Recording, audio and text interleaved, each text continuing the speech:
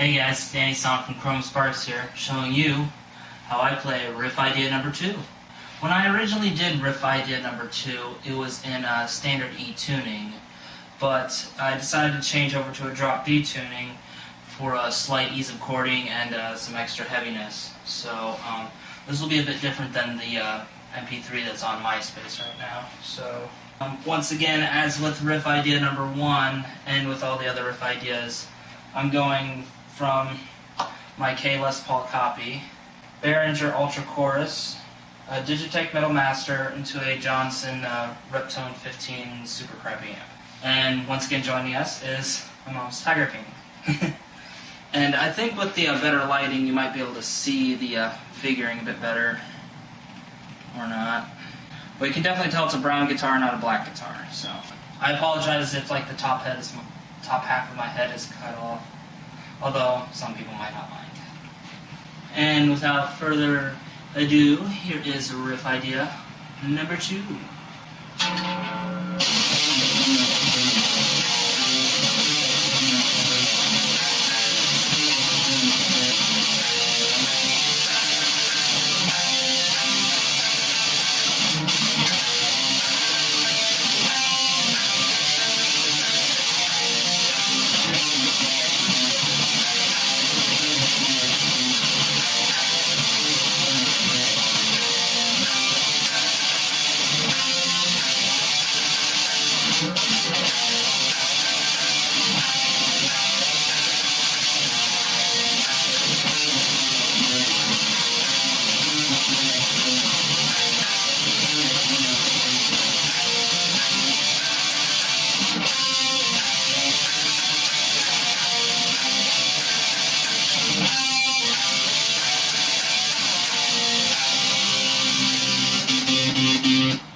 Originally the little kill switch thing at the end was just kind of added just as a little bit of fun, but I decided to include it, you know, what the heck. Basically what I'm doing with this riff, since the camera's now closer, I can bring this to you. Let's try getting things in a bit closer. The majority of the riff is on the heaviest string, which would be 6. Yes, also in this video, something I learned from the previous video is to leave your amp on, but it's on the clean setting, so you won't get the extra crunchiness, so you'll be able to hear the notes. So basically what I'm doing is, I'm starting on the open note, the open D string in this case. Then I'm going on the octave, which would be 12. Then hammering on. This is pretty much just a simple little hammer-on lick that incorporates the 12, the 10th, 9th, and the 7th fret. So I'm basically just going open, open, 12, 10, open, open, 10, 9, open, open, 9, 7, open, open. Then 8, 10, 8, 10.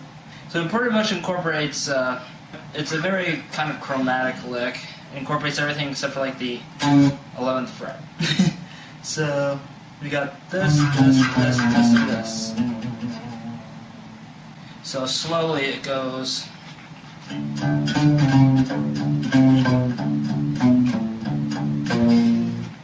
And for the 8th and 10th fret on the comeback, it's a full chord. It's not the single string. So we can get a bit messy there from changing from a single note line to a chorded line. And it's the same way when you're going backwards too, so it's...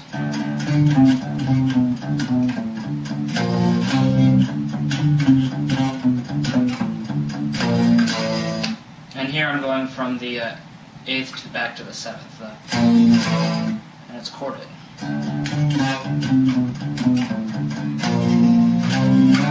Then begins the second part. Once again, slow and on clean. And I'm also using a lot of palm muting. It sounds like this.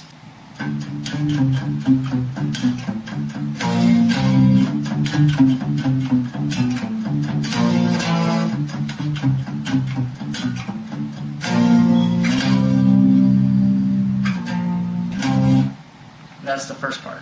And with distortion, it sounds like this.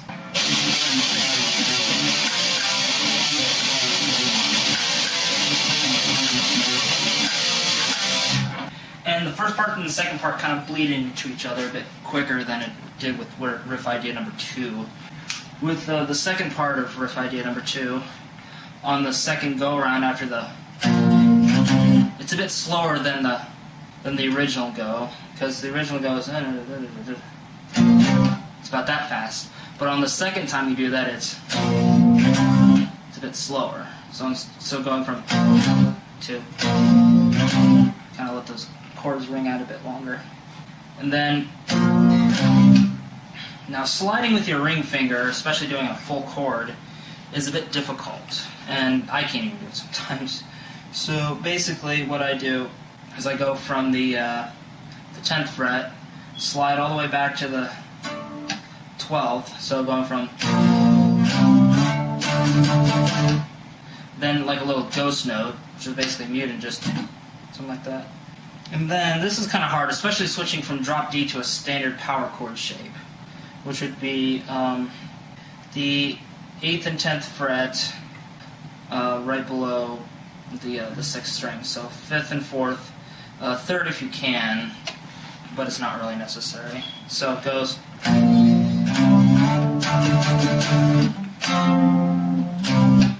Then after that, you go back to the 10th fret, D chording.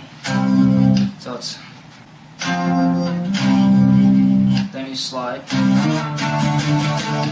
And on the original recording, it just goes back to the, but after kind of playing around with it a little bit, I added kind of like a little bit of a scratch to it. So it goes.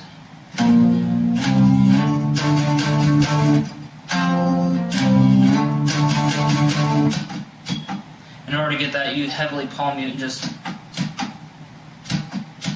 until no notes really recognizable. And then it's, then you go back to the main pattern. So you basically just repeat that and go back to the first part. So it goes like this, slow.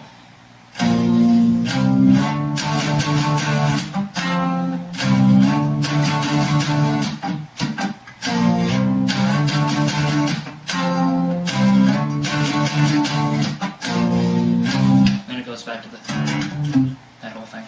With distortion on, it sounds like this.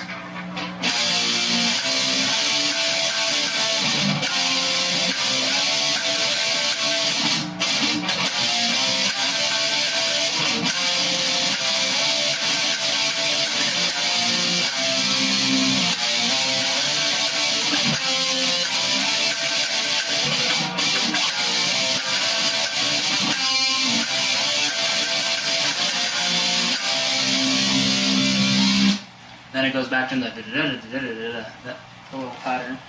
And then the very end, basically what I'm doing, I'm just doing slight kill switching. Since I have to keep the treble pickup off, because it sounds like crap, here I'll let you have a listen.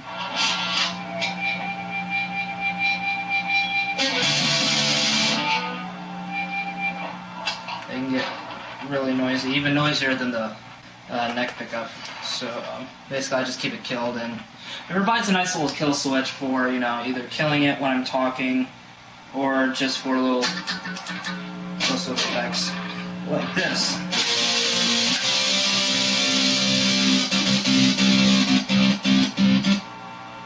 Basically like a da da da da, then cut. Da da da da, cut. So,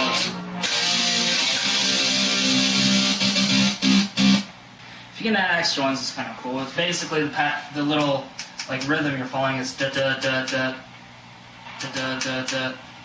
So it'd be like.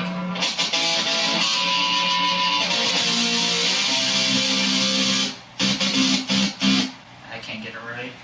My little kill switch is kind of funny. So basically to recap, riff idea number 2 is a bit less complicated than riff idea number 1, but there's a lot going on. So it seems fairly straightforward, but you really have to kind of get your timing down with this one, as you guys may be painfully aware of, having to listen through my little go at it. So yeah, that's basically riff idea number 2. As with all my videos, you guys can feel free to leave any comments you like below, and I hope to hear back from you soon. Once again, this is TheAndySan from Chrome Sparks, and I hope you guys have an excellent day, and hope it's not raining like it is around here. So, see ya. Librarian glasses for the win!